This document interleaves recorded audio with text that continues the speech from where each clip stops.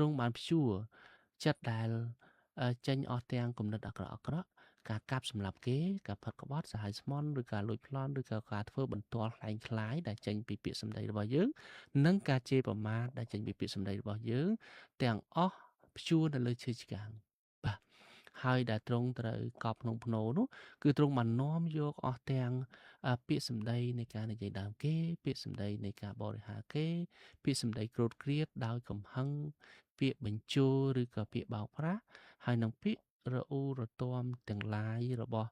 យើងក្នុងនាមនិស័យជាមនុស្សដែលមានបាបយើងចូលចិត្តតែបញ្ចេញគ្រប់ទាំងពាក្យសម្ដីទាំងអស់នោះព្រះសូគ្រីស្ទបានកប់ទុកនៅឯភ្នោរបស់ទ្រង់